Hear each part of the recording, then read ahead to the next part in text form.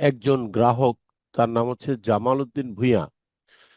জামাল উদ্দিন ভূঁইয়া, যদি আপনি আমাকে পার্সোনালি আমার ইয়েতে এখন আইডিতে যদি আপনার ফোন নাম্বারটা দেন বা আমার ফোন নাম্বার আপনি জোগাড় করে আমাকে মেসেজ দেন, আমি অবশ্যই আপনার প্রশ্নের উত্তর দেবো। তবু আপনার প্রশ্নটা সবারই শোনাচ্ছি।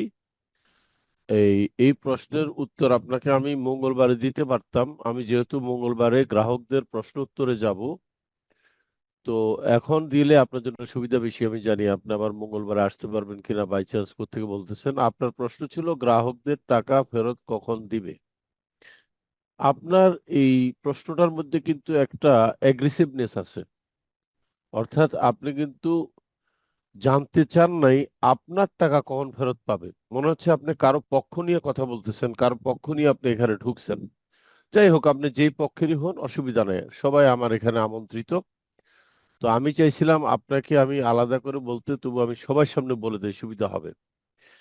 দেখেন, গ্রাহকদের টাকা ফেরত দেওয়ার জন্য যখন আমার মামলার রায় হয় জানুয়ারি মাসের, এই বছরের জানুয়ারি মাসের 15 তারিখে, রায়ের 2 মাস আগে আমাদের লাস্ট শুনানি ছিল 28শে নভেম্বর।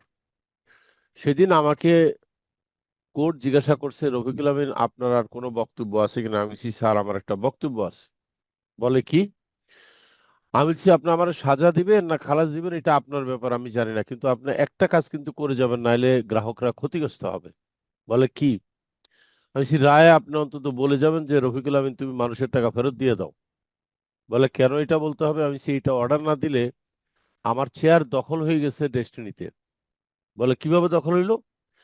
আমি বলছি, স্বৈরাচারী সরকার 2022 সালে সেপ্টেম্বর মাসের 1 তারিখে, আবারও বলতেছি 2022 সালে সেপ্টেম্বর মাসের 1 তারিখে, স্বৈরাচারী সরকার, হাসিনার সরকার, আদালত আমাকে এবং হোসেনকে বাদ দিয়ে একটা ভোট করে দিছে। কিন্তু অদ্ভুত ব্যাপার হলো, সেই কোর্ট 173-এর মধ্যে একটা কথা লিখে গেছে। সেই কথাটার বাংলা হচ্ছে এই, যে বর্তমান বোর্ডের উচিত হবে বর্তমান এমডি কে রেখে দেয়া, অথবা তারা চাইলে একজন সিইও বা এমডি কে নিয়োগ দিতে পারে। খেয়াল করেন, তাহলে কি দিছে কোর্ট? দুইটা অপশন দিচ্ছে। বলছে, কোর্ট মানে বোর্ড চাইলে আমাকে রাখতে পারবে, যেহেতু আমি জেলে আছি। আবার জেলে থেকে আমি কিভাবে এমডির দায়িত্ব পালন করব, তাই বলছে বিকল্প হিসাবে আরেকজনে দিতে পারে। কিন্তু আমি যদি তখন বাইরে থাকতাম, আমার ধারণা, তাহলে কোর্ট কখনো কইতো না যে বিকল্প হিসাবে অন্য কারোর দ্বারা দেওয়াও। কারণ কোর্ট ভালো করে জানে এই সমস্ত লোকের টাকা পয়সা কোম্পানির অ্যাকাউন্টে জমা পড়ছে হোসেন আর আমিনের চেহারা দেখা। বাকি কিছু মনে করেন না, আমি অহংকার করে বলছি না, আমি আপনাদেরকে সত্য কথা তুলে ধরছি। বাকি কারো চেহারা দেখা একজন লোক ডেস্টিনিতে টাকা দেয়নি, কারো চেহারা দেখা। ওই আমিন হোসেন কানাডা থেকে আসছে, তারা কি একটা কনসেপ্ট নিয়ে আসছে, সেই কনসেপ্টের জন্য সবাই সাড়া দিয়ে এখানে টাকা জমা দিচ্ছে, সবাই আজকে আপনারা যারা আছেন। তাই আমি কোর্টের বলছি, মাননীয় আদালত, আপনি আমাকে সাজা দিবেন না খালাস দিবেন আমি জানি না, কিন্তু ভুল করেন না, যাওয়ার সময় একটা অর্ডার দিয়ে যাবেন যে রফিকুল আমিন, তুমি গ্রাহকের টাকা ফেরত দাও। উনি বলছে, এটার কারণ কি? আমি বলছি, এইটা বললে আমি আমার চেয়ার ফেরত পাবো। কারণ আমি তখন বলবো যে আদালত আমাকে টাকা ফেরত দিতে বলছে, তোমরা চেয়ারের থেকে উঠো।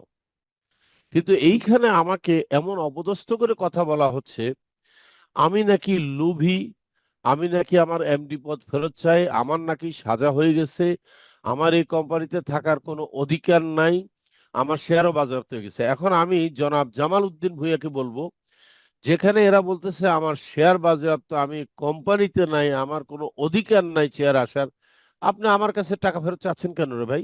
আপনি দেখেন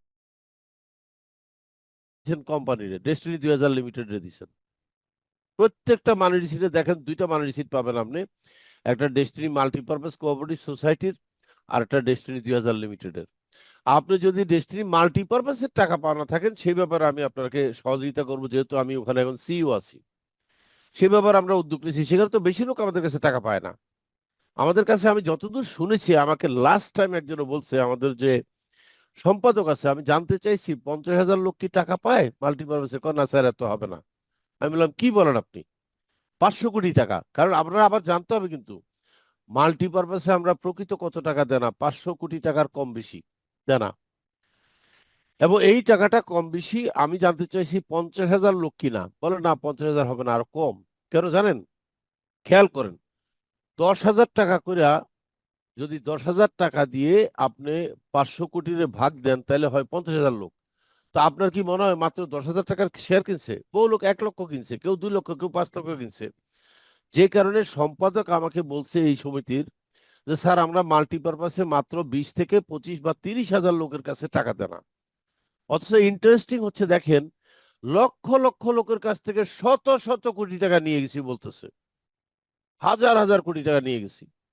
এখন কথা হচ্ছে, একটা গল্প আছিল, বলছে লক্ষ লক্ষ কি সৈনিক মারে, কাতারে কাতার গনিয়া দেখে কেবলমাত্র কয়েক হাজার।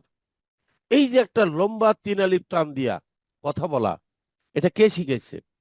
এটা আমাদের সৈয়দ আশরাফুল আমিন, আমার ভাতিজা, সে এটা শিখাইছে। সৈয়দ বংশের ছেলে তো, এই জন্য। এখন জামাল উদ্দিন সাহেব আমার কেন জানি মনে হচ্ছে আপনি ওনার কথায় অনুপ্রাণিত হয়ে আমাকে জিজ্ঞাসা করছেন গ্রাহকদের টাকা কখন ফেরত দিবে। কারণ এটা যদি আপনার টাকা হইতো তাহলে আপনি আমাকে প্রশ্ন করতেন আমার টাকা কবে ফেরত দিবেন। তো এখন যেহেতু মনে হচ্ছে আপনি গ্রাহকের পক্ষ নিয়ে কথা বলতেছেন, মনে হয় না আপনার কোনো টাকা আমার কাছে আছে, আপনি ওদের পক্ষ নিয়ে কথা বলতেছেন, তবুও বলতেছি আমি মাল্টিপারপাসের টাকা 20 থেকে 25,000 লোকের কাছে দেনা হব। আপনি আসেন মাল্টিপারপাসের অফিসে, আমি সোমবার এবং বৃহস্পতিবারে বসি। সে যে কোনো সোমবার বৃহস্পতিবার আসলে আপনাদের টাকা দেওয়ার একটা রাস্তা আমরা বের করেছি, দিচ্ছি। আমাদের ব্যাংক অ্যাকাউন্ট বন্ধ, কিন্তু সমিতির ব্যাংক অ্যাকাউন্ট বন্ধ, সমিতির সম্পত্তি ইয়ার কাছে আছে, কি বলে আপনার সরকারের কাছে জব্দ আছে। তাই আমরা কষ্ট করতেছি, অন্যভাবে নগদে কিছু পয়সা এনে নগদে আমাদের কাছে কিছু কিছু লোকের টাকা ফেরত দিচ্ছি। কিন্তু ট্রি প্ল্যান্টেশনে আমরা কম বেশি 1600 কোটি টাকা নিয়েছি। 1600 কোটি কেন, কাগজে পত্র কিন্তু 2300 কোটি, খেয়াল করেন আপনি। 2300 কোটির মধ্যে আমরা বহু লোকের 10,000 টাকার প্যাকেজে 5,000 টাকা লোন দিছি। সে লোনের কথাটা তার মানি রিসিটে লেখা আছে। তার মানে ওই গ্রাহক প্রকৃত আমাকে 10,000 টাকা দেয়নি, সে আমাকে দিছে 5,000, আমি তার মানি রিসিট দিছে 10,000 দিয়ে ওখানে লিখে দিছি যে এইখানে 5,000 টাকা হচ্ছে লোন দেওয়া হয়েছে, এই লোন 100 টাকা করে কিস্তি আপনার থেকে আদায় করা হবে, এইভাবে দেয়া ছিল। তার মানে আমি তখন দেখছি হিসাব করা 1600 কোটি টাকার বেশি ওখানে নাই। তার মানে সব মিলিয়ে যদি আপনি ধরেন 2,100 কোটি টাকা। আর পাওনা যদি হিসাব করেন, পাওনাদার যদি হিসাব করেন, আসেন এবার আপনাকে দেখাই পাওনাদার কত হইতে পারে। ট্রি প্ল্যান্টেশনে পাওনাদার হবে 1,70,000 লোক, কেমন, বা 2 লক্ষ লোক হবে। আর আপনার ইয়েতে হবে হচ্ছে 25 থেকে 30,000। সব মিলে আমি দেখলাম, যেটা অবাক কাণ্ড, আমি যে নিজেও জানতাম না, 45 লক্ষ লোক কিন্তু টাকা পায় না। এটা হলো বাকওয়াস কথাবার্তা। 2 থেকে 2.5 লক্ষ লোক টাকা পায়, টাকার পরিমাণ 2,100 কোটি টাকা। আর তার বিপরীতে শুধু মাল্টিপারপাসেরই সম্পদ আছে 4-5 হাজার কোটি টাকার একা। ডেস্টিনি 2,000-এরও সম্পদ আছে প্রায় 1,000 কোটি টাকার সমান। কিন্তু ডেস্টিনি 2,000-এর আবার দায় আছে। কিন্তু এই যে আপনাদের কাছে গল্প করে একটা মিথ্যা কথা বলে আশরাফুল আমিন গং, এই জন্য গং বললাম, তারা একটা মিথ্যাচার করে কিন্তু পিএইচডিদের কাছে। আমি জানি এখানে আজকে আমি একটা ছেলেরে খুঁজতে চাইছিলাম, আপনারা কেউ সেই ছেলেটাকে পান কিনা দেখেন। মনির হোসেন খুব কান্দাকাটি করতেছিল ইয়াতে, ভিডিওতে, খালি গায়ে দেখলাম অনেক কাঁদতেছে।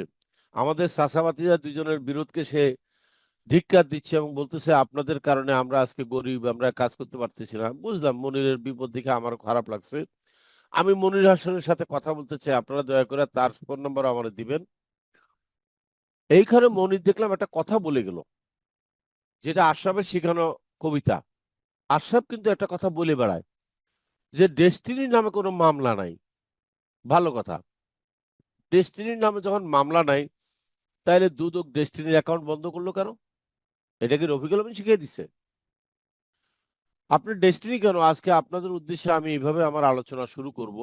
তো অনেক ভারাক্রান্ত মনে কিন্তু আজকে আপনাদের সামনে হাজির হয়েছি। এই জন্য আজকে আপনাদের কথা আমি কম শুনবো, আমি আজকে বলবো সব কথা, শুনতে হবে আপনাদেরকে।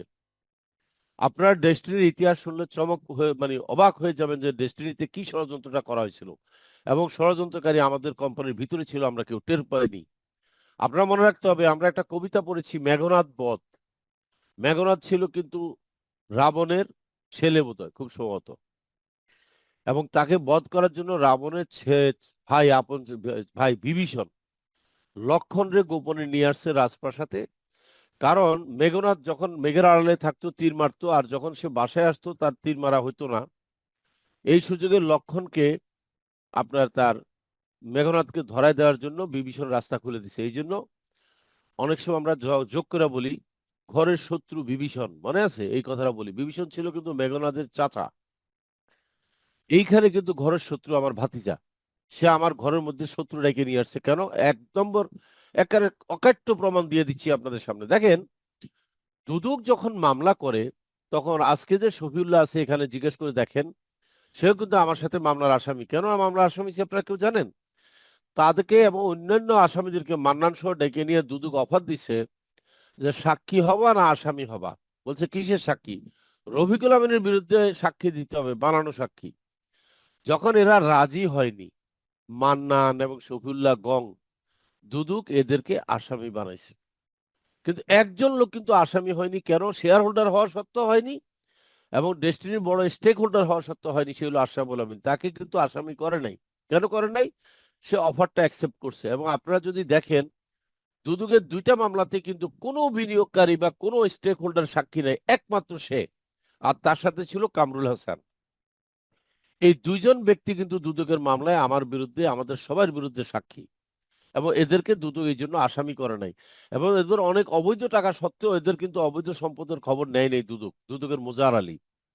এবং সেই বিষয়ে আমি চিন্তা করছি যে আমরা দুদকের চেয়ারম্যানের বরাবর আমি একটা লিখিত অভিযোগ দেব যে আপনার এই মোজাহার আলী আশরাফকে কেন আসামি করলো না। তার ব্যাংক আমি নিজে দেখছি চার্জশিটের মধ্যে, জানেন আমি চার্জশিট পড়ছি। চার্জশিটে বাংলাদেশ ব্যাংক দেখাইছে যে আশরাফুল আমিন তার অ্যাকাউন্টে ৭ কোটি টাকা লেনদেন করছে, অথচ তাকে আসামি করে নাই।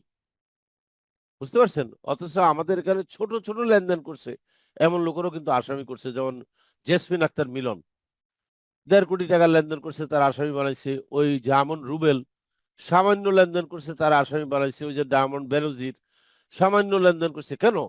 দেখেন, এদের চাইতেও বেশি লেনদেন আশরাফ করছে, তাকে আসামি করে নাই। শফিউল্লাহ, বেনজির, রুবেল, মান্নান এদের সবাই আসামি করছে। জসিমউদ্দিন ভূঁইয়া, জুবায়ের, মানে কারোর বাদ দেয়নি। জাকির হোসেন ডেল্টা। এখন এদেরকে যে আসামি করছে কারণটা কি? মূল কারণ হচ্ছে এরা কেউ আমার বিরুদ্ধে সাক্ষী দিতে রাজি হয়নি। আশরাফুল আমিন ভলান্টিয়ারলি রাজি হয়ে গেছে আমার বিরুদ্ধে সাক্ষী দিতে। এই হচ্ছে, আমি জামাল উদ্দিন ভূঁইয়ার বরাবর বলতেছি, আপনি শুনলে অবাক হবেন, যদিও ডেস্টিনির কোনো কোম্পানির বিরুদ্ধে দুদক মামলা করেনি, এটা সত্যি। প্রথম করছে ১২ জনের বিরুদ্ধে, তারপরে চার্জশিটে এদের সবাইকে যুক্ত করছে, ৪৬ জনকে যুক্ত করছে চার্জশিটে। যেখানে মেজর সাকিবের মতো নিরীহ লোক, যেখানে এসবি কর্মকারের মতো নিরীহ লোক, সেখানে আরো অনেক নিরীহ লোকের কিন্তু আসামি করা হয়েছে এখানে, কিন্তু আশরাফুল আমিনকে করে নাই, যে নাটের গুরু। এখন আসেন, কেন করে নাই? কারণ সে তো দুদকের পক্ষে সাক্ষী দিছে আমাদের বিরুদ্ধে, সবার বিরুদ্ধে। আমি আমার বলবো না, টোটাল ডেস্টিনি গ্রুপের বিরুদ্ধে সে সাক্ষী দিছে এবং সে একজন করাপ্টেড। তার ডেস্টিনি গ্রুপের শেয়ার থাকারও তো তার অধিকার নাই। থাকতো সে কোনো দায়িত্বে থাকবে। কিন্তু আপনারা পিএইচডিরা বাহাবা দিয়ে দেখি তাকে খুব প্রশংসা করে তারা আপনাদের মাথায় বসেছেন। আপনারা তো জানেনই না আপনারা যে আস্তিনের মধ্যে সাপ পালতেছেন। কেউ জানেন না। আসেন এবার কি করতে হবে তাইলে? এখন এই যে এতগুলা কোম্পানির বিরুদ্ধে মামলা না করিয়া দুদক কি করলো? ডেস্টিনি ২০০০ তে শুরু করে ডেস্টিনি মাল্টিপারপাস, এয়ার ডেস্টিনি সব কোম্পানির অ্যাকাউন্ট বন্ধ রাখলো। সব কোম্পানির সম্পদ নিয়ে গেল। এখন আমার প্রশ্ন হচ্ছে, মামলা করে নাই বেশ, কারণ কোম্পানির মামলা করলে কোম্পানির ফাঁসি দিবে কেমনে? কোম্পানি তো একটা আর্টিফিশিয়াল বডি, তার ফাঁসি দেওয়া যায় না, জেল দেওয়া যায় না। কিন্তু কোম্পানির সম্পত্তি কেন আটকাইলো? ব্যাংক অ্যাকাউন্ট কেন আটকাইলো? বুঝলাম তারা কোম্পানির অপরাধ করছে। কোম্পানির মানে কথায় কথায় আসাম একটা কয় যে উনি তো আসামি, কোম্পানি তো আসামি না, উনি কোম্পানি চালাতে দিচ্ছে না কেন? আরে বাবা, কোম্পানি চালাতে দিলে তুমি এতদিন ছিলা কই? চালাইলা না কেন ১২-১৩ বছর? বলে যে আমি নাকি চালাতে দেইনি। কি আশ্চর্য! আমি যে এখন বাইরে আছি, খেয়াল করেন। আপনারা একটু আমার কথাটা কিন্তু অ্যাসেসমেন্ট করবেন। এখন কিন্তু আমি স্বাধীন মুক্ত লোক। এখন শেখ হাসিনার কোনো ধমক আমার উপরে নাই। আমি তো এখন আগের চাইতে একটু শক্তিশালী না?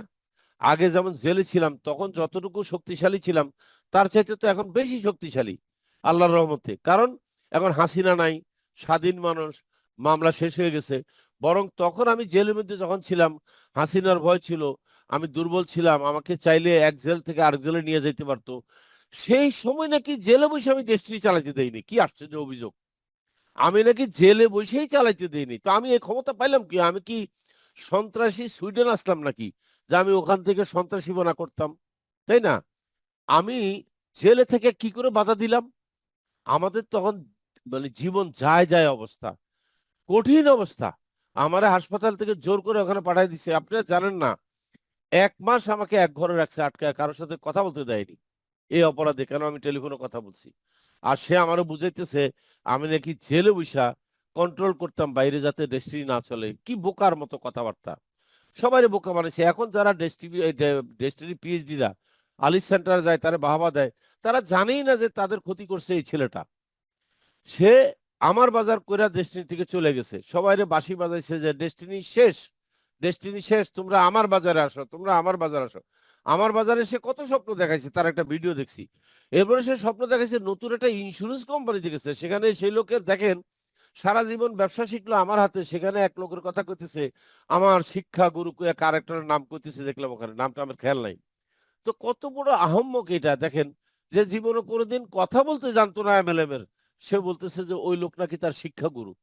অবশ্যই ঠিকই আছে, ওই লোক কেমন আমি জানি না, ওই লোকের সাথে আমার কথা বলতে হবে, তাহলে বুঝবো যে কিভাবে তার শিক্ষা গুরু হলো। তো এখন আমি যেটা জামাল উদ্দিন ভূঁইয়ার উদ্দেশ্যে বলবো এবং সবার উদ্দেশ্যে, দুদক ডেস্টিনি 2000 মাল্টিপারপাস কোনো কোম্পানির আসামি করে নাই ঠিক, কিন্তু প্রত্যেকটা কোম্পানির অ্যাকাউন্ট আটকায় দিছে। আজ পর্যন্ত অ্যাকাউন্ট বন্ধ, আজ পর্যন্ত সম্পত্তি বন্ধ। এই জন্য আপনাদের টাকা ফেরত দিতে পারতেছে না জনাব জামাল উদ্দিন ভূঁইয়া। আপনারা যদি পারেন আইসা মানববন্ধন করে, দুদকের সামনে মানববন্ধন করেন, করে অ্যাকাউন্ট খোলার জন্য আন্দোলন করেন, দেখবেন যেদিন আন্দোলন করবেন তার পরের দিন আমি টাকা দেওয়া শুরু করব অ্যাকাউন্ট খুলে দিলে। আমি কথাটাই কিন্তু কোর্টে বলে আসছি, মাননীয় আদালত, আপনি যেদিন অর্ডার দিবেন অর্ডারের সাথে বলে দিবেন যে রফিকুল আমিন তুমি টাকা ফেরত দাও, তোমার অ্যাকাউন্ট খুলে দিলাম, তোমার শেয়ার ফেরত দিলাম। আমি যেদিন অর্ডার দিবেন তার পরের মাস থেকে টাকা দেওয়া শুরু করব। করছি কি, সব কথা বাদ দিয়া বলতেছে রফিকুল আমিন বলছে উনি বাইরে এলে তার পরের দিন টাকা ফেরত দিবে। কি ধুরন্ধর দেখেন, বলছি কি আর বলতেছি কি। বললাম যে আমাকে চেয়ার ফেরত দিলে, অ্যাকাউন্ট খুলে দিলে, আমাকে অর্ডার দিলে, কোর্ট অর্ডার দিতে হবে। কারণ কোর্ট যদি অর্ডার না দেয় আমি আপনার 1 টাকাও ফেরত দিতে পারবো না কিন্তু। আচ্ছা, এখন কোর্ট অর্ডার দিছে, দেয়নি কে বলছে? কোর্ট অর্ডার ঠিকই দিছে। হাইকোর্টে একটা রায় হয়েছে 173/22, যেটাকে আমি বলি তাবিজ। এই তাবিজ আমি যখন ঠিক মতো পড়ছি দেখি কি এই তাবিজ আমার ফেভারে লেখছে। তাবিজের মধ্যে লেখা যে বোর্ড চাইলে রফিকুল আমিনকে রাখতে পারে অথবা তার পরিবর্তে নতুন এমডি দিতে পারে। কেন বলছি এই কথা? যেহেতু তখন আমি জেলের ভিতরে, এই জন্য। তো আমি জেলের ভিতরে আছি, এটাই তো বলবে সে চাইলে রাখতে পারে, আরেকজন দিতে পারে। কিন্তু আমি যদি বাইরে থাকতাম তাহলে জীবনের কোর্ট এই ভুল করতো না, সে বলতো রফিকুল আমিন এমডি রাখো। দ্বিতীয় নির্দেশ দিছে অডিট করতে কইছে, কিন্তু অডিট করে এজিএম করতে কইছে, খেয়াল করেন। অডিট করে এজিএম করে বলছে, দুদকের বলছে তাদেরকে হেল্প করো, জয়েন্ট স্টকের বলছে তাদেরকে হেল্প করো, বাংলাদেশ ব্যাংকের বলছে তাদেরকে হেল্প করো। তারপর অর্ডারে লিখছে যে চেয়ারম্যানকে অবশ্যই বাংলাদেশের ডেস্টিনির অফিসে বসে কাজ করতে হবে। চেয়ারম্যান কিন্তু কাজ করতেছে লন্ডন বসে। তারপরে বলছে বোর্ডকে বলছে ব্যাংক অ্যাকাউন্ট খোলার জন্য আলাদা দরখাস্ত করতে, জমিগুলা খোলার জন্য আলাদা দরখাস্ত করতে, এবং ব্যবসাকে হালনাগাদ করতে বলছে। সব কিছু বাদ দিয়ে ওনারা চলে গেছে কোথায়? এমএলএম ব্যবসা করতে চলে গেছে। অডিটের দিকেও নাই, লাইসেন্স রিনিউর দিকেও নাই, কিচ্ছু দিকে নাই, ওই সোজা যায় এমএলএম ব্যবসার মধ্যে ঢুকছে। এখন এমএলএম আইনে লেখা আছে আপনি যদি এমএলএম এর লাইসেন্স না নিয়ে ব্যবসা করেন তাহলে আপনাকে 10 বছর সাজা খাটতে হবে। এখন সে নতুন কাহিনী বাইর করছে যে 10 পয়েন্টের প্রোডাক্ট কিনলে এটা আর এমএলএম ব্যবসা হবে না, এটা হবে ই কমার্স। মানে কি সব ফালতু ব্যাখ্যা। মহাপণ্ডিত হয়ে গেছে, আইন বিশেষজ্ঞ হয়ে গেছে।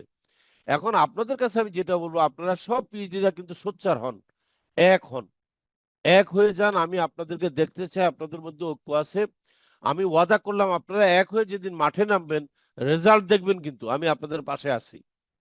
আপনাদের এই অজান্তে আলিস সেন্টারে কিন্তু দুর্বৃত্ত ঢুকে গেছে। সেই দুর্বৃত্তদের মধ্যে একজন দেখছেন কিভাবে প্রকাশ্যে আপনার আমার বিরুদ্ধে উস্কানি দিচ্ছে মানুষকে, শত শত লোকের, 500 লোকের বলছে ইলেকশন কমিশনে যায় অভিযোগ করতে, তাইলে আমার আম জনগণ পার্টির ইয়ে হয়ে যাবে, ধ্বংস হয়ে যাবে, নিবন্ধন হবে না। আপনাদের একটা প্রশ্ন আছে আমি জানি, আমি আম জনগণ পার্টি রাজনীতিতে নামলাম কেন? হাকার খুব ক্ষোভ আপনাদের মধ্যে, এত কষ্ট যে আপনি ইয়ে না দিয়া কি বলে, আপনি কি বলে টাকা না দিয়ে আপনি পার্টি কেন করতেছেন? আরে বাবা, পার্টি করতেছি কি সাধে? পার্টি করতেছি বাংলাদেশে। আজকে আমাদের যে ব্যবসাটা বন্ধ হয়েছে, কেন বন্ধ হয়েছে আপনি জানেন না? আপনাদেরকে বলি, রাজনীতি প্রতিহিংসার কারণে আমাদের ব্যবসা বন্ধ হয়েছে।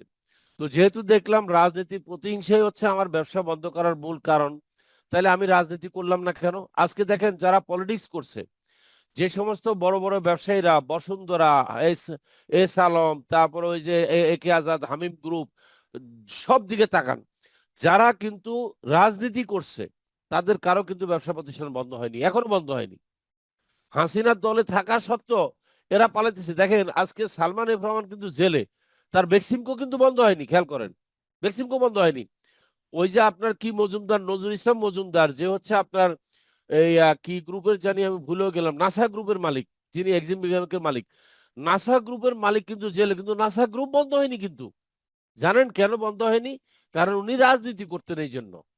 ওনারা পলিটিক্সে ইনভলভ ছিলেন, সামহাও ওনাদের পলিটিক্যাল একটা সম্প্রীতি অন্য দলের সাথে আছে। আমি তখন চিন্তা করলাম যে আমি রাজনীতি না করে ভুল করছি। আজকে যদি আমি রাজনীতি করতাম তাহলে ডেস্টিনিকে বন্ধ করতো না, শুধু রফিকুল আলমকে ধরে নিয়ে যেত। অসুবিধা নেই, যেতাম, আমি জেলে যেতাম, থাকতাম, আমার ব্যবসা চলতো, সমস্যা কি?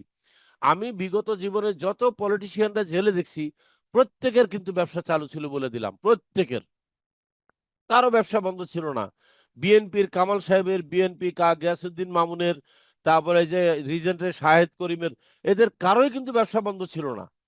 আশ্চর্য ব্যাপার হলো এরা জেলে ছিল, এদের ব্যবসা চালু ছিল। এর একমাত্রই কারণ এরা রাজনীতি করতো, আর কিচ্ছু না। কিন্তু এখন আশরাফুল আমিন বলতেছে আমি নাকি রাজনীতি করছি, মানুষের টাকা ফেরত না দেওয়ার ধান্দা করতেছি। কত বড় গাধা এটা! আসলে সে গাধা না, সে হলো শেয়ানা। তাই আমি আপনাদের উদ্দেশ্যে বলবো, আপনারা যারা আমাকে ভুল বুঝে জনগণ পার্টির সমালোচনা করতেছেন এবং বলতেছেন এটা আমি আপনাদের টাকা না দেওয়ার ধান্দা করছি, আপনারা বোকা স্বর্গে আছেন, আপনারা একদম বোকা স্বর্গে আছেন।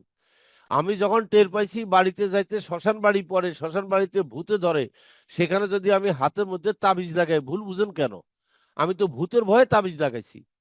আমি তো জনগণ পার্টি হচ্ছে তাবিজ। আমি যখন দেখলাম যে বাংলাদেশের রাজনৈতিক নামক ভূত আছে অনেক, এই ভূতের থেকে বাঁচতে হলে একটা তাবিজ লাগবে।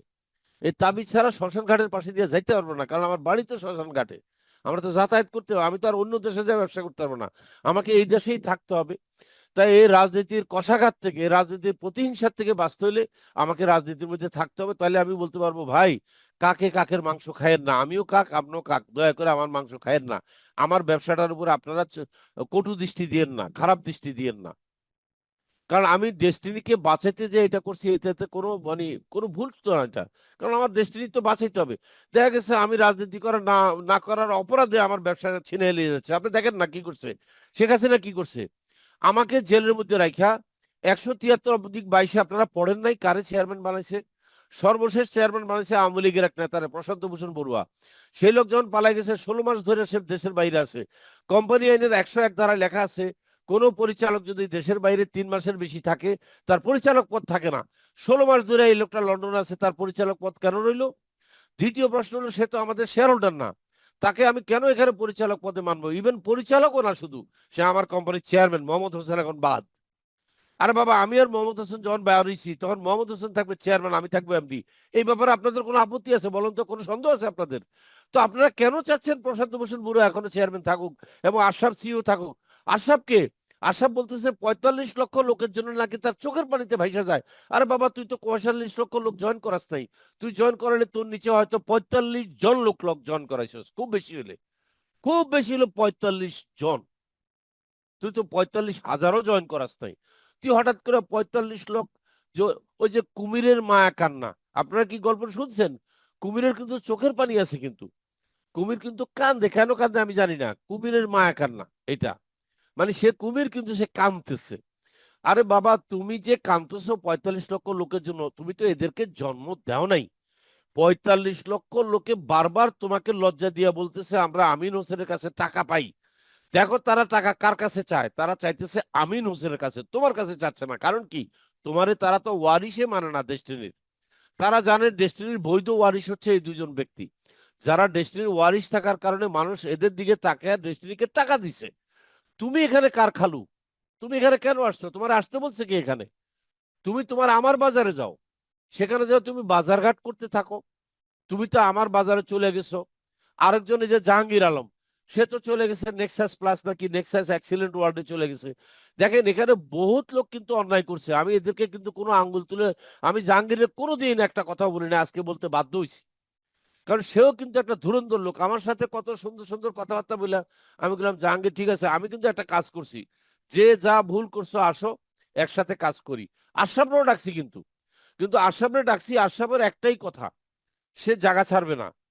খেয়াল করুন কথাটা, সে জায়গা ছাড়বে না। সে আমার কথা শুনতে রাজি আছে, জায়গা ছাড়বে না, আপনার বিচার মানি তাল গাছ আমার।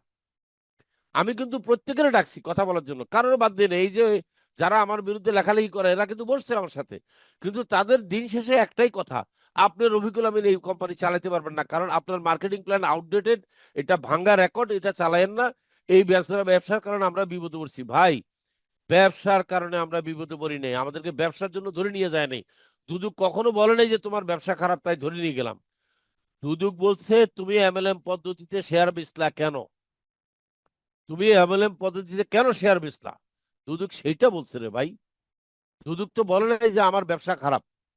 তো এখন আমার কথা হচ্ছে, যেখানে আপনার সবাই আমরা জানি যে কি অপরাধে আমাকে জেল খাটানো হয়েছে, সেখানে নতুন করে এসব কথা বলার দরকার কি? যে আমার মার্কেটিং প্ল্যান দুর্বল ছিল, আমারটা 2G, আশরাফেরটা 5G। বুঝলাম না, হোয়াট ইজ 5G 2G? আরে বাবা, আশরাফেরটা যদি 5G হতো, 5G না তো, শুধু যদি 4G হইতো, তো আমার বাজার তো আর তোমার বাজার হয়ে যেত না, আমার বাজার তো হয়ে যেত সবার বাজার। দেখেন, নামের মধ্যে কি মতলব আছে।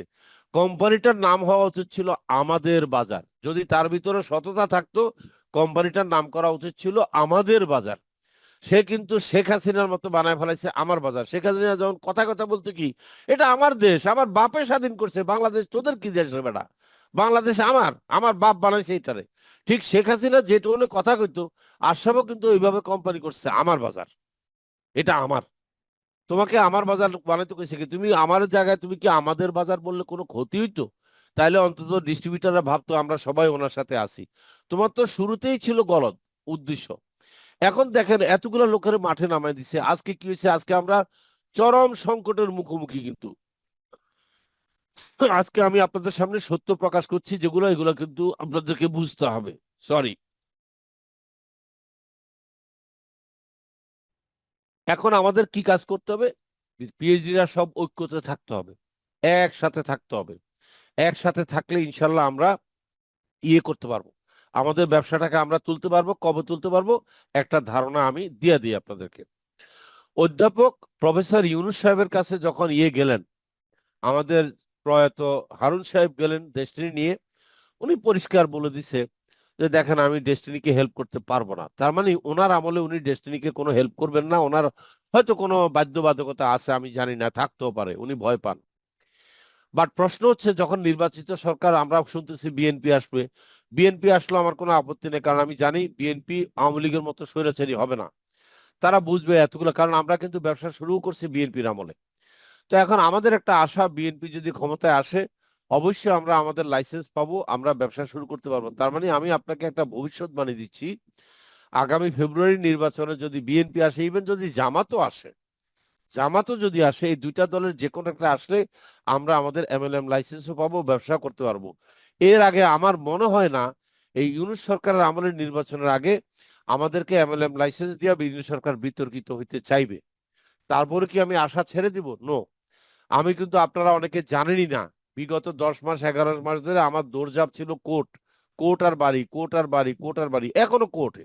এই আগামীকালও ইনশাল্লাহ দেখবেন একজন ব্যারিস্টারের সাথে বসতেছি, ওনার সাথে বসতেছি, ওনার সাথে একটা চুক্তিতে যাচ্ছি। আপনি আমাকে ডিসেম্বরের মধ্যে সব ব্যাংক অ্যাকাউন্ট খুলে দেন, ব্যবসা চালু করে দেন, তাহলে আপনাকে একটা বড় দেবো, আপনার ফি দেবো বড়, ও মোটা অঙ্কের। উনি আসবে, বসবে, কথা বলবো, দেখবো কি বলে। এখন আমার কথা হচ্ছে, আমার কবে আওয়ামী লীগ বিএনপি আসবে, জামাত আসবে, সে আশা আমি কিন্তু বসে নাই। আমি বলতে আমার কথা হচ্ছে, আমি প্রতিনিয়ত করে যাব, চেষ্টা করে যাব কত তাড়াতাড়ি ব্যবসাটা শুরু করা যায়। বুঝতে পারছেন?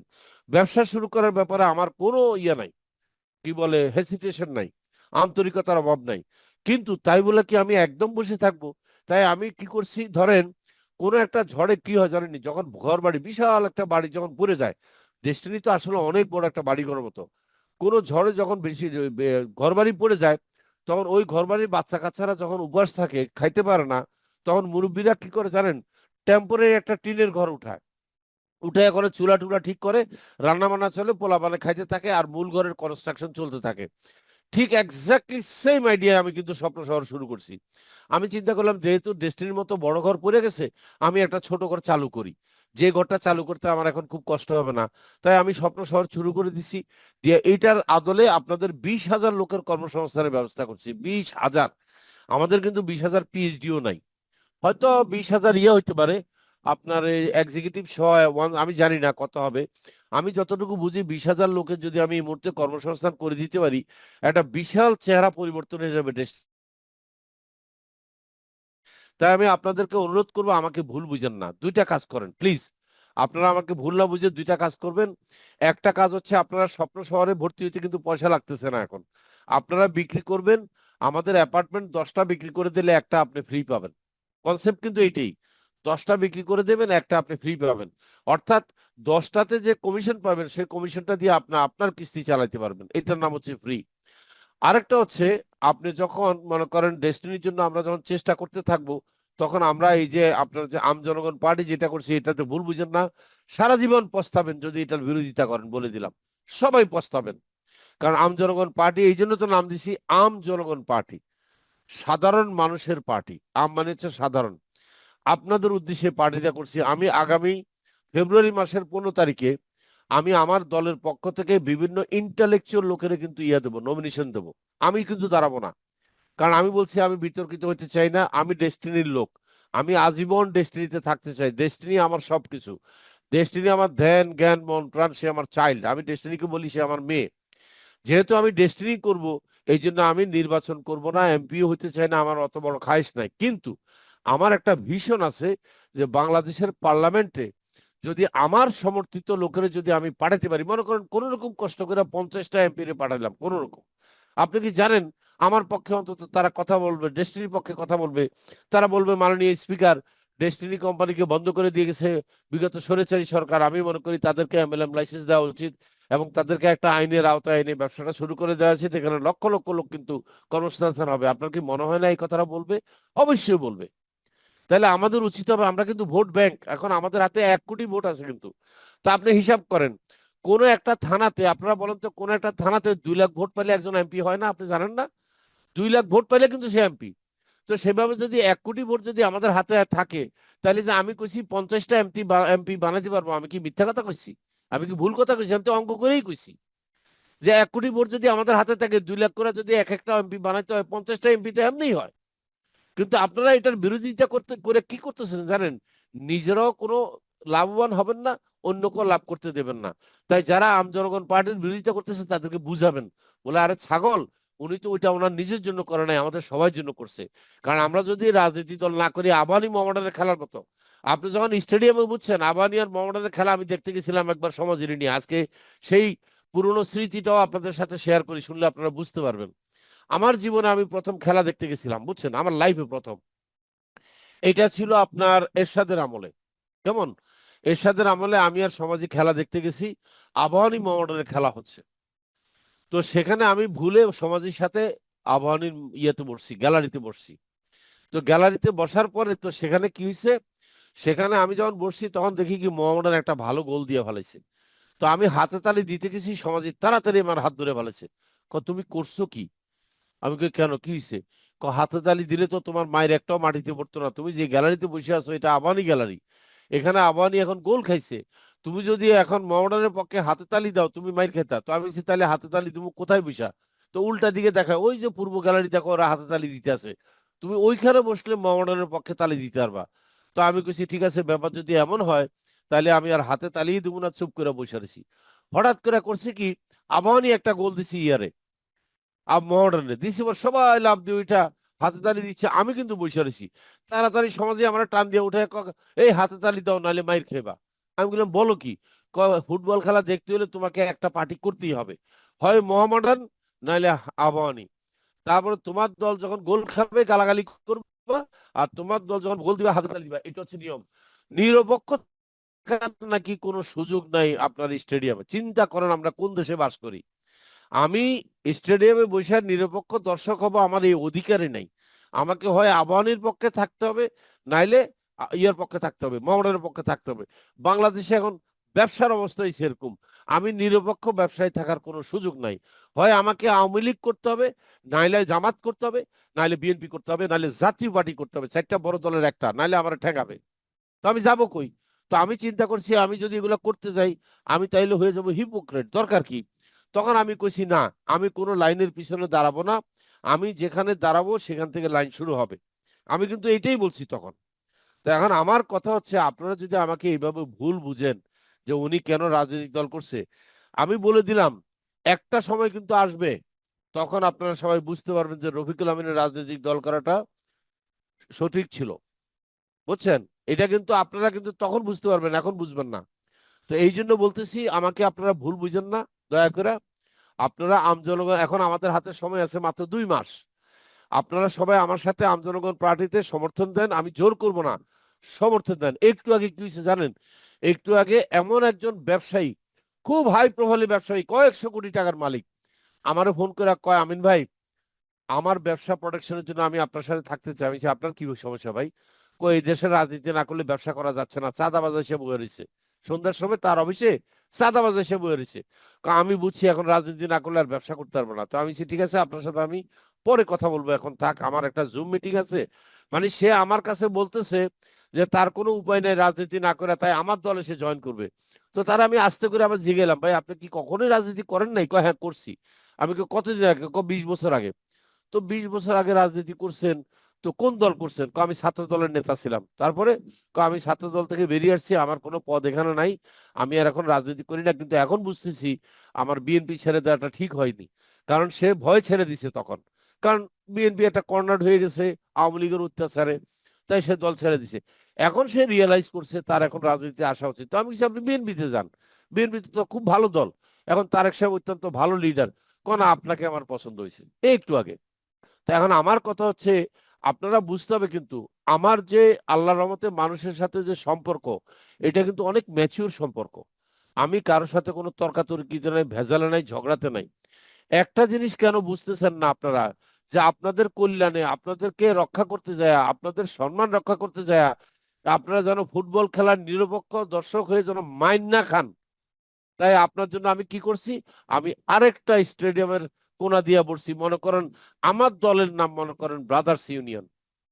এখন আমি মোহামেডানও সমর্থন করতে পারতেছি না, তারপরে আমি আবাহনীও সমর্থন করতে পারতেছি না। তো মায়ের থেকে বাঁচার জন্য আমি ওই দিকের, আপনার ও দক্ষিণ দিকের গ্যালারিতে চলে গেছি। অ্যাকচুয়ালি ওই গ্যালারিটা আসলেই কিন্তু ব্রাদার্সের, উত্তর দিকের, সরি, উত্তর দিকের গ্যালারিটা।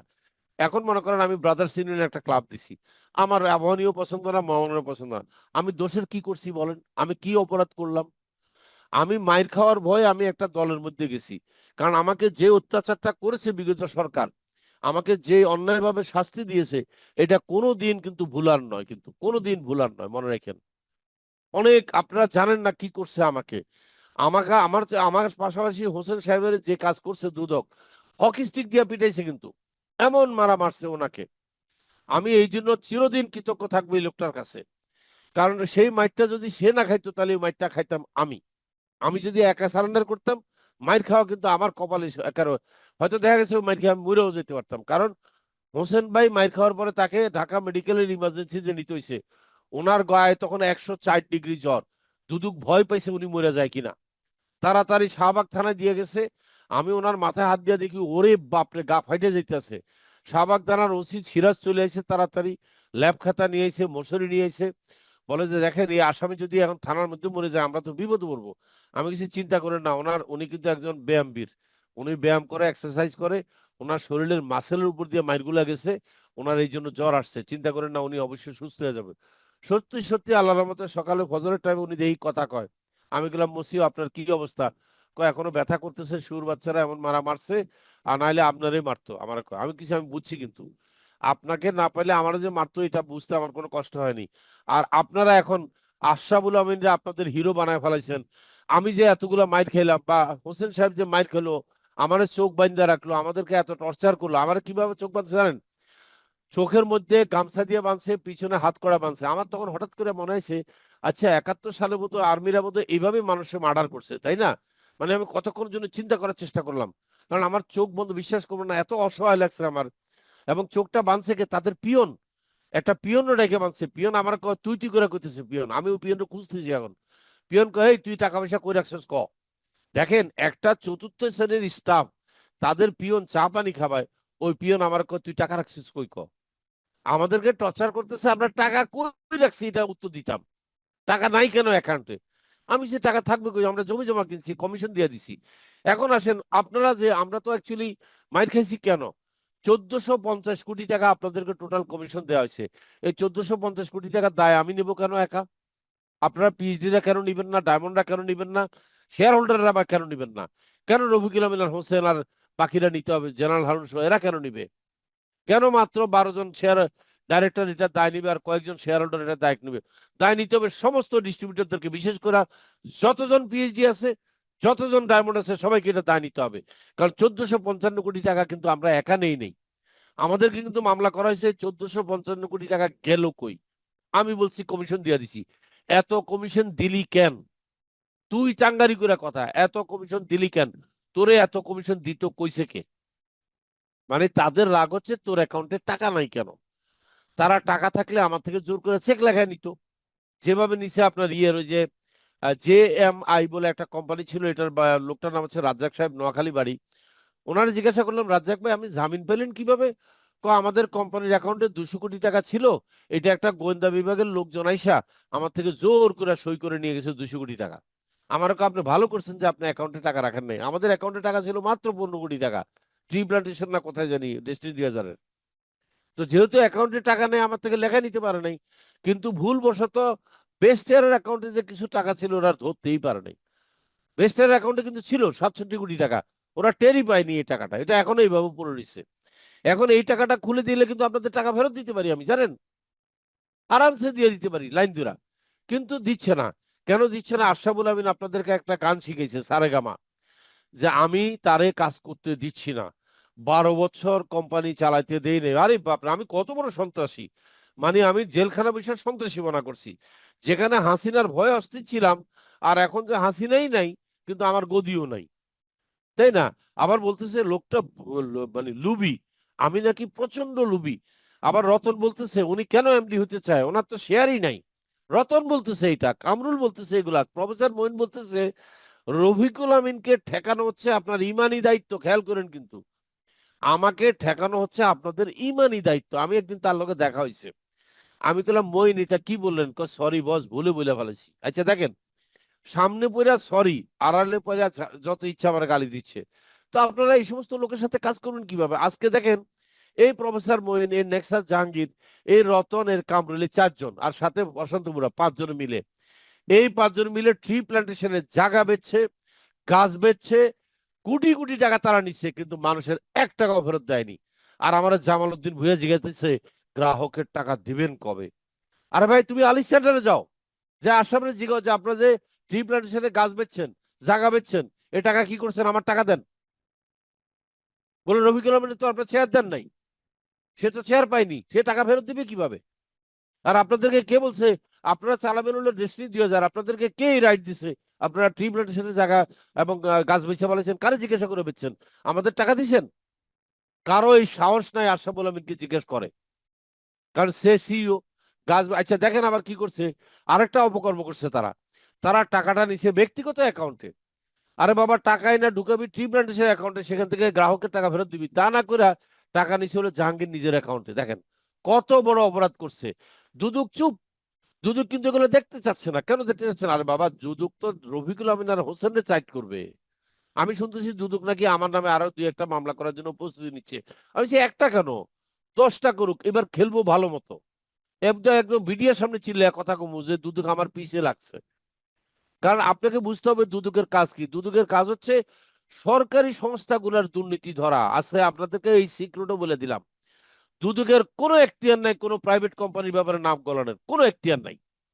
কোনো প্রাইভেট কোম্পানি যদি দুর্নীতি হয়, সেখানে ওই কোম্পানির স্টেক হোল্ডাররা মামলা করবে।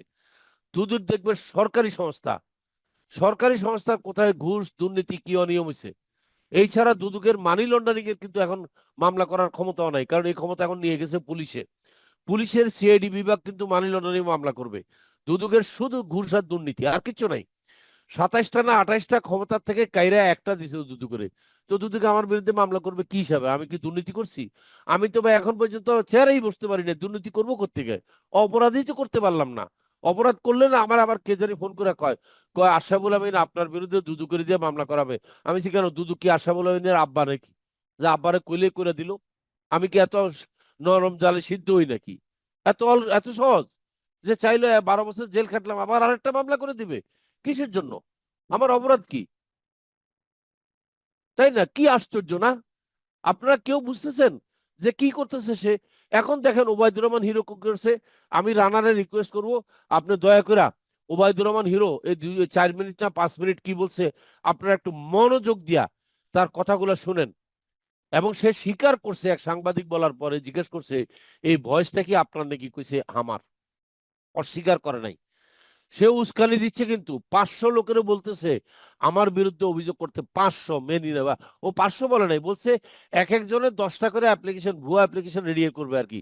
10টা করে অ্যাপ্লিকেশন 10 টাকা করে খরচ করে পোস্টাল কোডের মাধ্যমে রবিবারের মধ্যে পাঠাতে কইছে ইসির বরাবরে, যাতে আমারে কোনো নিবন্ধন না দেয়। আমার কাছে শত শত হাজার হাজার কোটি টাকা মানুষে পায়, এই কারণে আমার এটাকে যেন বন্ধ রাখে। এই কথা কয়ে সে দেখেন কি লিখছে।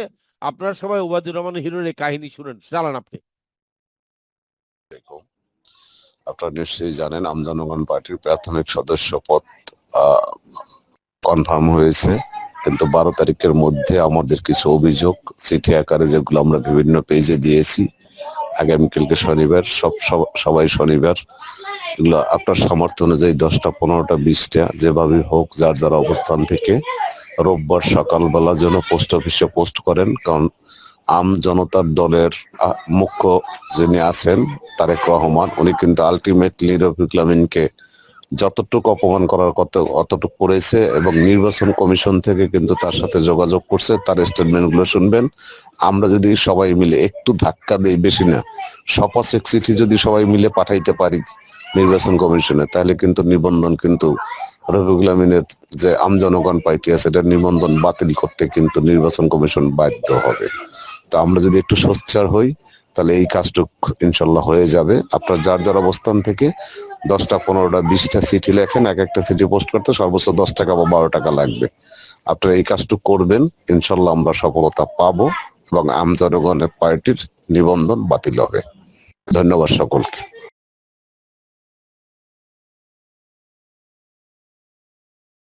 রানা আরেকবার দেন, আমরা পুরো জিনিসটা শুনতে পারিনি, মাঝখানে বন্ধ গেছে। আমি বলি কি বলছে দেখেন। বলছে এক একজনের 10টা 20টা করে অ্যাপ্লিকেশন দেন, দিলে আপনারা 10 টাকা করে খরচ পড়বে, বেশি খরচ পড়বে না। তার এখন ডাইলা কাইতে গেছে, মানে আমাকে যা অপমান করার করছে তারকে এখন শুধু একটু ধাক্কা দিলে নাকি আমি নিচে পড়ে যাবো। পড়ে গেলে তখন নির্বাচন কমিশন বাধ্য হবে আমার তাইলে বুঝতেছেন। এইভাবে আরেকটা জিনিসও কইছে কিন্তু তারেকের কাছে এরা, এই আশরাফুল আমিনী বলছে, আমি শুনছি। আশরাফ বলছে কি শুনেন, আশরাফ বলছে আমি নাকি 2 কোটি টাকা দিছি নির্বাচন কমিশনকে। সেটাও কিন্তু হাস্যকর কথা। আরেকবার শুনেন সে কি বলছে, খেয়াল করে শুনেন যে হিরো কি বলছে।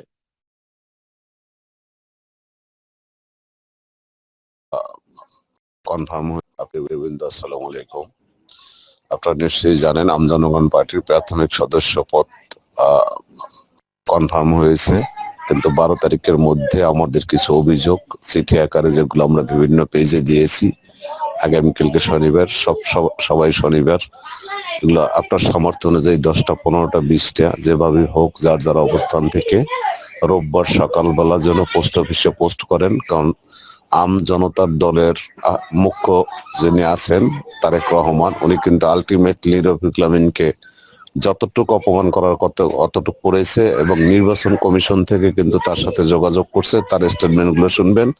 আমরা যদি সবাই মিলে একটু ধাক্কা দেই, বেশি না, শপথ চিঠি যদি সবাই মিলে পাঠাইতে পারি নির্বাচন কমিশনে, তাহলে কিন্তু নিবন্ধন কিন্তু রফিকুল আমিনের যে আমজনগণ পার্টি আছে এটার নিবন্ধন বাতিল করতে কিন্তু নির্বাচন কমিশন বাধ্য হবে। তো আমরা যদি একটু সোচ্চার হই তাহলে এই কাজটুক ইনশাল্লাহ হয়ে যাবে। আপনার যার যার অবস্থান থেকে 10টা 15টা 20টা চিঠি লেখেন, এক একটা চিঠি পোস্ট করতে সর্বোচ্চ 10 টাকা বা 12 টাকা লাগবে। আপনারা এই কাজটুক করবেন, ইনশাল্লাহ আমরা সফলতা পাবো এবং আমজনগণের পার্টির নিবন্ধন বাতিল হবে। ধন্যবাদ সকলকে। আসসালামু আলাইকুম। আপনারা নিশ্চয়ই জানেন আমজনগণ পার্টির রানা আরেকটা অডিও আপনাকে দেওয়া হয়েছে, সেটা চালান। একজন সাংবাদিক ওবায়দুর রহমান হিরোকে ফোন করছে, ফোন করে জানতে চাইছেন যে আপনি এরকম করছেন কিনা, সেটা একটু চালান রানা। তাইলে দেখবেন সেখানে সে কি বলে। তার ভিতরে কিন্তু কোনো গিল্টি নাই। সে যে এই কাজটা সে যে বলবে এটা আমি এআই দিয়ে বানাইছি, সে কথা বলার কিন্তু সুযোগ নেই। আপনারা কেউ মনে করেন না এটা এআই দিয়ে বানানো হয়েছে, প্লিজ। এইটা যে সে বলছে, সে স্বীকার করছে, সেটাও শুনেন। মেসেজ দিয়ে বলা আম জনগণ পার্টির রাজনৈতিক দলের নিবন্ধন বাতিল করাতে ষড়যন্ত্র চালিয়ে যাচ্ছে ওবায়দুর রহমান নামের এক ব্যক্তি। এ বিষয়ে একটি অডিও কল রেকর্ড বৈশাখী টেলিভিশনের হাতে এসেছে। সেখানে অন্যান্য কতিপয় ব্যক্তিকে ভয়েস মেসেজ দিয়ে বলা হয় বিভিন্ন জেলার পোস্ট অফিসের মাধ্যমে আম জনগণ পার্টির বিরুদ্ধে নির্বাচন কমিশনে 500টি অভিযোগ জমা দিতে। অভিযোগের ধাক্কায় ইসি বাধ্য হবে আম জনগণ পার্টিকে নিবন্ধন বাতিল করতে। বিউটি সমাদ্দারের প্রতিবেদন। গেল মঙ্গলবার জাতীয় নির্বাচন সামনে রেখে নতুন 3টি রাজনৈতিক দলকে প্রাথমিকভাবে নিবন্ধন দিয়েছে নির্বাচন কমিশন। এর মধ্যে রয়েছে মোহাম্মদ রফিকুল আমিনের নেতৃত্বে বাংলাদেশ আম জনগণ পার্টি। গণবিজ্ঞপ্তিও জারি করেছে কমিশন। যদিও 2 দফায় দলের অফিসগুলো, মাঠ পর্যায়ের কমিটি এবং কমিটিগুলোর কার্যকারিতা নিয়ে তদন্ত করে দলে নিবন্ধন দেয় নির্বাচন কমিশন। দলের আপত্তি জানাতে সময় বেঁধে দেয় কমিশন। এই সুযোগে আম জনগণ পার্টির নিবন্ধন বাতিলের জন্য উঠে পড়ে লেগেছে কিছু ব্যক্তি। এ বিষয়ে একটি অডিও কল রেকর্ড হাতে এসেছে বৈশাখী টেলিভিশনের কাছে। কল রেকর্ডটি মোহাম্মদ রফিকুল আমিনের একজন আত্মীয়ের ছত্রছায়ায় এবং আশ্রয় প্রশ্রয়ে থাকা ডেস্টিনি 2000 লিমিটেডের একজন সাবেক পিএইচডি ওবায়দুর রহমান হিরুর বলে নিশ্চিত হওয়া গেছে। যে অডিওটা আমার সিইসি বাধ্য হবে বিষয়টা এইভাবে না, ওনারা আমলে নিতে পারেন, এটা পুনর্বিবেচনা করতে পারেন। আমাদের অভিযোগের কথা নির্বাচন কমিশনকে তুলে ধরবো, ওনারা যদি রাখে আমলে নেয় নিবে, না নিলে নাই, এটা থ্রেটের কিছু নেই। এই একই ওবায়দুর রহমান হিরু বর্তমানে দলের নিবন্ধন পেতে অনশনে যাওয়া আমজনতার দলের হয়ে কাজ করছে। 2013 সালে রফিকুল আমিন জেলে থাকার সময় তার জামিনের নামে অনেক বিনিয়োগকারীর কাছে থেকে টাকা সংগ্রহ করে আত্মসাৎ করেছে। একটি সূত্রে জানা যায় বিগত আওয়ামী লীগ সরকারের নেতাদের সঙ্গেও সখ্যতা রয়েছে তার। রফিকুল আমিন ডেস্টিনি ক্ষমতার ব্যক্তিত্ব ছিলেন, এখন আইনগত জটিলতার কারণে উনি এখন নাই। আমরা ডেস্টিনিতে ব্যবসা করার জন্য আসছিলাম, আমরা রাজনীতি করার জন্য আসিনি। তারেক রহমানের সাথে আমার সম্পর্ক নাই, রফিকুল আমিনের সাথে আমার সম্পর্ক নেই। অডিও কলে শোনা যায় আমজনতা দলের নেতাদের উদ্দেশ্যে বলতে যে রোববারের মধ্যে আমজনগণ পার্টির বিরুদ্ধে 500টি অভিযোগ জমা দিতে। 12 তারিখের মধ্যে আমাদের কিছু অভিযোগ চিঠি আকারে যেগুলো আমরা বিভিন্ন পেজে দিয়েছি, আগামীকালকে শনিবার, সবাই শনিবার, এগুলো আপনার সামর্থ্য অনুযায়ী 10টা 15টা 20টা যেভাবে হোক যার যার অবস্থান থেকে রোববার সকালবেলা যেন পোস্ট অফিসে পোস্ট করেন। এখানে এক একটা চিঠি পোস্ট করতে সর্বোচ্চ 10 টাকা বা 12 টাকা লাগবে। আপনারা এই কাজটুকু করবেন, ইনশাল্লাহ আমরা সফলতা পাবো।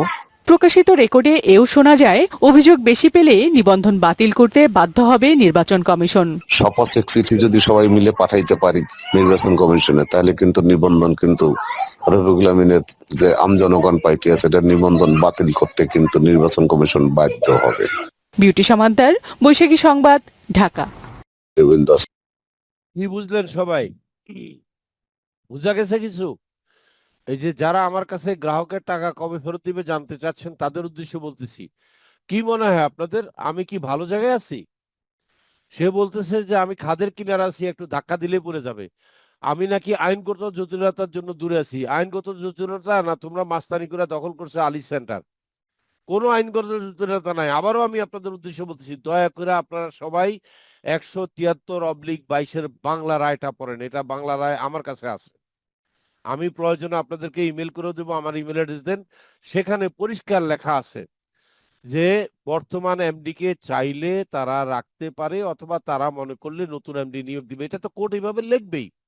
তাছাড়া আপনারা শুনলে অবাক হবেন, জানেন এখন পর্যন্ত জয়েন্ট স্টকে কিন্তু হোসেন সাহেব চেয়ারম্যান, আমি এমডি, আমি জানতাম না। আমি কয়েকদিন আগে রিপোর্ট উঠেছি। তার মানে জয়েন্ট স্টক পর্যন্ত সেখানে প্রশান্ত ভূষণ বড়ুয়ারের চেয়ারম্যান বানাইতে অপারগতা প্রকাশ করছে। তারা কিন্তু চেষ্টা করছিল, চেষ্টা কিন্তু ছাড়ে নাই। জয়েন্ট স্টকের কাছে এরা গেছিল, বুঝছেন, এই যে এই লোকগুলো গিয়ে তারা দাবি করছে প্রশান্ত ভূষণ বড়ুয়া চেয়ারম্যান হবে। জয়েন্ট স্টক আবার উত্তর দিচ্ছে রায়ের মধ্যে কোথাও লেখা নাই এখানে রফিকুল আমিন এবং ইয়াকে বাদ দেওয়া যাবে, এই কথাকে রিজেক্ট করে দিছে। আল্লাহ বাঁচাইছে যে জয়েন্ট স্টকে একটা ভালো লোক পাওয়া গেছে। খুঁজতে হবে এই লোকটাকে যে এই জিনিসটা রিজেক্ট করছে। আমি অবাক হয়ে গেছি। জয়েন্ট স্টকে এখনো কিন্তু আমি এমডি, এখনো কিন্তু হোসেন সাহেব চেয়ারম্যান। আপনি বুঝতে পারতেছেন? তো আপনি বলবেন তাইলে আপনি এইসব বসতেছেন না কেন? আমি বসবো কোত্থেকে? আমি তো হাসিনা চলে যাওয়ার পরে সবকিছু দখল হয়ে গেছে আমাদের। আমাদের বৈশাখী টিভি দখল করার জন্য সে মামলা করেছে এক লোকের দিয়া। তো আমি যাবো কই? এখন তো আমি খালি মামলা ঠেকতে, এই যে আপনাদের টাকা ফেরত দিব, আপনাদের জন্য বিজনেস শুরু করব, না আমি খালি মামলা ঠেক দিব। আপনি কি জানেন আমি জেল থেকে বাইর হওয়ার পরে শুধু মামলা হামলায় আমি দৌড়াদৌড়ি করতেছি, আমি আর হোসেন মামলা হামলায়। আমরা এক একজন 5টা 6টা করে মামলা খাইছি। এবং সবগুলো জামিন নিছি। কি করব বলেন তো? আপনাদের ব্যবসা করব কখন আমরা? আপনারা বুঝতেছেন কিছু? আর আপনারা প্রশ্ন করতেছেন আমি টাকা ফেরত দিব কবে? আশ্চর্য কথাবার্তা বলেন। বসতেই দিচ্ছে না আমাকে ইয়েতে, চেয়ারে। টাকা ফেরত দেওয়ার জন্য আপনি ইয়ে দিবেন না, সুযোগ দিবেন না আমাকে। যাই হোক, আমি মনে করি, আমি চিন্তা করছি যে হিরোর একটা আইনগত ব্যবস্থা নেওয়া উচিত। নেব ইনশাল্লাহ, দোয়া করেন। সে আমার ক্ষতি করতে চাইছে, আমি তাকে ছাড়বো কেন? তার অডিও তো আমার কাছেই আছে, বৈশাখী টিভিতে প্রচার হয়েছে, আমি বিভিন্ন পত্রিকার কাছে পাঠাইছি। সে বাঁচতে পারবে না। বরং আমি যে অভিযোগটা আনবো সেটা হচ্ছে, নির্বাচন হওয়ার আগে নির্বাচনকে বাতিল করার হীন উদ্দেশ্যে এই উস্কানিমূলক কথাবার্তা বলছে, এবং দেখবেন সরকার তাকে কি ব্যবস্থা নেয়। ভালো ব্যবস্থা নেবে ইনশাল্লাহ, চিন্তা করেন না। যাই হোক, আমি আপনাদেরকে আশ্বস্ত করতে চাই, শেষে আমি এটুক বলবো, আমরা সবাই একজন একজনের পিছনে না দৌড়ায় আসেন, ব্যবসা করি, 2টা পয়সা কামাই। আমি 4-5টা কাজ করতেছি, এই কাজগুলোতে আমাকে হেল্প করেন। একটা হচ্ছে এমএলএম লাইসেন্স পাওয়ার জন্য আমি দৌড়ঝাঁপ করতেছি, ব্যাংক অ্যাকাউন্ট গুলা খোলার জন্য দৌড়ঝাঁপ করতেছি, ব্যবসাটা চালু করার জন্য দৌড়ঝাঁপ করতেছি। সবকিছু ঠিক আছে, আমার ইয়েও রেডি আছে। আমি চেষ্টা করব আগামী সপ্তাহের মধ্যে আমি যে সফটওয়্যারটা রেডি করছি এই সফটওয়্যারটা খুলে দেবো। এই সফটওয়্যারটার নাম হচ্ছে mydestiny.bd.com, mydestiny.com.bd, বোধহয় এরকম। আমি দেবো না আপনাদেরকে, আগামী সপ্তাহে শনিবারে দিয়ে দেবো। এইখানে আপনি সরাসরি ঢুকে, আপনার কোনো হেল্পের দরকার নাই, আপনি ডাইরেক্ট হালনাগাদ করতে পারবেন। আপনার আমাকে 1 টাকাও দেওয়ার দরকার নাই, কোনো এনএফসি কার্ডেরও দরকার নাই। কিসের ঘোড়া দিবেন এনএফসি কার্ড? চাপাবাজির একটা সীমা আছে। আপনি যেটা করবেন, আপনি আপনার হালনাগাদ করে নেন। হালনাগাদ করার পরে আপনাকে একটা আইডি কার্ড অল্প টাকা করে দেবো। আপনাকে আমি 200 টাকার মধ্যে এনএফসি কার্ড করে দেবো, দেখবেন যেটা অ্যাকচুয়াল কস্ট, এর বেশি 1 টাকাও নেব না। আমাদেরকে শিখায় এনএফসি কার্ড 999 টাকা, আমরা আর জানি না এগুলা। এনএফসি কার্ডও করে দেবো আপনাদেরকে 200 টাকার মধ্যে। এবং সে চ্যালেঞ্জ করছে, ছাগল একটা, সে একবার চ্যালেঞ্জ করছে জিতুকে নিয়ে। জিতু নাকি পিএইচডি না। পরে জিতু তো প্রমাণই দিছে যে জিতুকে পিএইচডি হিসাবে নিয়োগ দিছে হচ্ছে ট্রেনার হিসেবে আশরাফুল আলম নিজে। সেখানে পিএইচডি তারে অ্যাড্রেস করছে যে জুলফিকার সাহেব জিতু পিএইচডি, তুমি বাবা তাকে পিএইচডি হিসাবে ট্রেনার নিয়োগ দিলা, আর তুমি চ্যালেঞ্জ করতেছো সে যদি প্রমাণ করতে পারে তুমি তার শেয়ার তারা লেখা দিবা। কই, এখন তো শেয়ার লেখো নাই।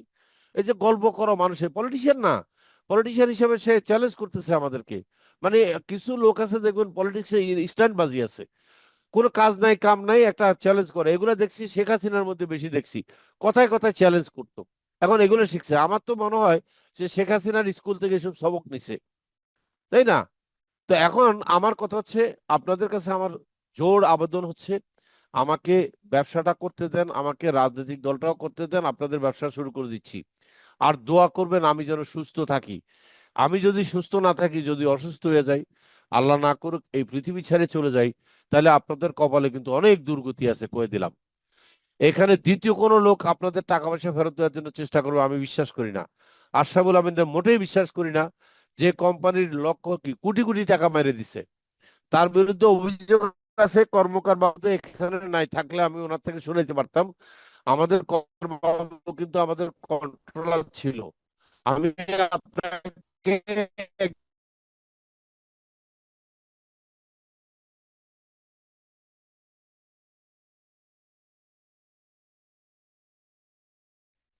সে কেন এই টাকার মালিক? কারণ সে দাবি করছে যে সে নাকি এই টাকা নিজে অর্জন করছে। টাকাটা কিন্তু আমাদের একটা একটা সংগঠনের নাম হচ্ছে ডিএসটিসি। ডিএসটিসির টাকা নাকি এখন তার হয়ে গেছে, ডিএসটিসির নাকি সে মালিক।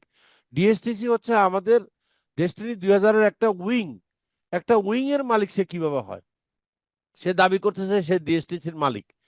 যাই হোক, আগামী সপ্তাহে আমি আপনাদের উদ্দেশ্যে এসবি কর্মকারকে রাখবো, ওনার মুখ থেকে শুনবেন যে আশরাফদের 5 থেকে 6 কোটি টাকা কিভাবে নিজে আত্মসাৎ করছে, সেই গল্প শুনবেন ওনার থেকে। এবং সেই টাকা কোথায় রাখছে জানেন? ডেস্টিনি মাল্টিপারপাস এফডিআর করছে। এই যে এখন সে যে মাল্টিপারপাসের পিছনে কেন লাগছে, সে দেখবেন বারবার একটা স্টেটমেন্ট দেয়, খুব ইন্টারেস্টিং স্টেটমেন্ট, যে মাল্টিপারপাসে আমার কত টাকা শেয়ার আছে, কত টাকার এফডিআর আছে, আমি এটা জানার চেষ্টা করেও পাইনি। কারণ কি জানেন? সে মাল্টিপারপাসে যে 3 বছর চেয়ারম্যান ছিল, সে নিজেও বাইর করতে পারে নাই তার টাকাটা কোথায় আছে। খুব চেষ্টা করছে, টাকা তো মাল্টিবার কাছে আছে, কিন্তু এখন কি উনি কোত্থেকে হিসাব দিবে? ওনাকে তো বলতে হবে যে 5 থেকে 6 কোটি টাকার উৎস কি, এই টাকা পাইলেন কই উনি, এই টাকা ট্যাক্স দিছেন কিনা, তাই না? ডেস্টিনির টাকা মেরে দিয়ে এখন এটা তার টাকা হয়ে গেছে, কি আশ্চর্য ব্যাপার, তাই না? তো এখন আমি আপনাদের কাছ থেকে এই মুহূর্তে নিচ্ছি, একটু অপশন নিচ্ছি। আমাদের মোহাম্মদ হোসেন সাহেব আছেন কিনা আমি জানি না। মোহাম্মদ হোসেন সাহেবকে আমি রিকোয়েস্ট করব, আপনি যদি থাকেন আপনি আমার পরে বলতে পারেন, বা আপনার হাত তুললে খুব খুশি হব। আপনার হাত তুললে আমরা আপনাকে খুলে দিতে পারবো, কারণ আপনাকে আমি দেখি নেই, আপনি আছেন কিনা তাও জানি না। যদি থাকেন হাত তুললে আসলে আপনাকে বলতে দেবো। এছাড়া MS রানাকে অনুরোধ করব ধারাবাহিকভাবে দুই একজন যারা কথা বলতে চায়, আমি 11টা পর্যন্ত থাকবো। এখন 10টা 38 বাজে, আমি কিন্তু 11টার পরে চলে যাব।